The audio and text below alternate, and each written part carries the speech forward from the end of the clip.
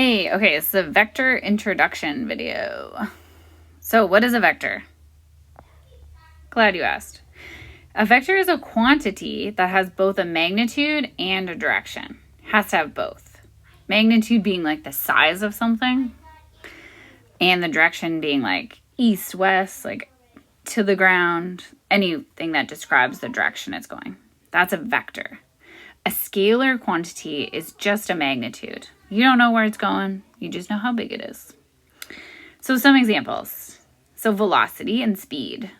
So velocity is a vector quantity because it tells you how fast you walk and the direction you walk. So that's like a vector quantity. So you're going 5 kilometers per hour east. So that's saying like the size and the direction. What day is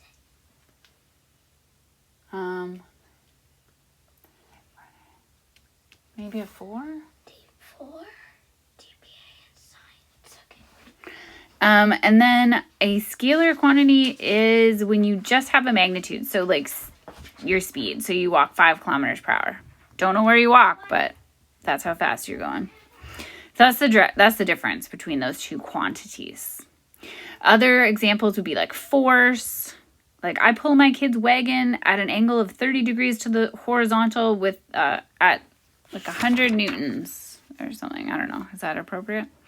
So force could be a vector quantity if you're talking about the amount of force and the direction.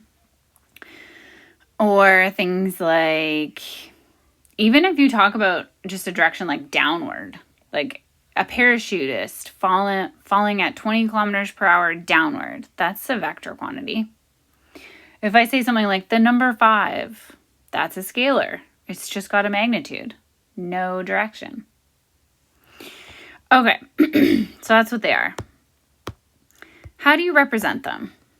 So we're going to start with something called geometric vectors. And we can draw those using arrows. So here would be a description of a vector in words. So maybe 5 kilometers. So there's the size of it. It's 5 kilometers. And it's at an angle of 30 degrees to the horizontal. So it's just some quantity, some magnitude, and some direction. That's my vector. I can also use a diagram to describe it. And my diagram is a line with an arrow on the end. And I always label my line with capital letters, the start and the end. That's the direction it's going. And A we call the tail, I guess, and B we call the head of the vector. That's the direction it's going. And I guess this would be 30 degrees here. Because if I drew my vector, it's at an angle of 30 degrees to the horizontal. I can use symbols to represent a vector. So instead of drawing it like that, I can also label it vector AB. And the order that you write the letters is important. So A is the tail, B is the head. So it's going in that direction. And you always write an arrow over top. Sometimes people write like a half arrow or you want a full arrow. But that indicates it's a vector quantity, not just a line segment. So that's how I would denote a vector AB. Or I could actually use a single lowercase letter. So like a V or an S. I'm going to use an S actually. S. And that's not a letter that you would put on the tail or the head. You would just put that in the middle of the vector on the line somewhere. Okay, so that's another way you could represent a vector. So those 3 ways are the ways you would represent a geometric vector. And sometimes you only care about the size of a vector, the magnitude, or you need to know it or something. So just another notation for you to get used to. These absolute value symbols, as soon as you put them around a vector, so if I put an absolute value symbol, so that's an absolute value symbol. As soon as I put that around my vector, it indicates magnitude only. or if I put it around my lowercase one, same thing. That's only asking about the magnitude, not the direction anymore. Okay, what else do I have to cover in my 5-second video? Oh, here's other ways we could talk about direction. So since we're talking about representing vector, I said this one was at an angle of 30 to the horizontal. So there's the horizontal, 30 degrees up, there's my vector. There's many other ways you can talk about direction. You can use something called a quadrant bearing, which I think is pretty familiar to you.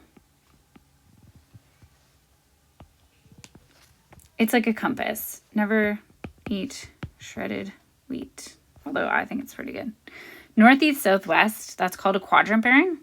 So you can draw a vector using a quadrant bearing. So like, let me just draw out my quadrants. North, east, southwest. Oh, yeah, sorry. Just had to, okay. And then I would just say, okay, pretend I'm heading north. Cool, north. And then I go 40 degrees towards the east. So if I had to sketch that, that would be where I put my 40. This angle down here would be 50, right? Because they both have to add up to 90. And I know the length of my vector is 2 kilometers. So that's how I would represent a vector using quadrant bearings. What about 40 kilometers per hour, south 70 degrees west? Let's try that one. Okay, so I could draw my little quadrant. And then I'm going to say south down there, and then 70 degrees towards the west. And you want to draw these pretty accurately. So this one's going to be pretty close to the west. Let's just, third time. Okay. So that would be 70 degrees. And this side over here would be 20.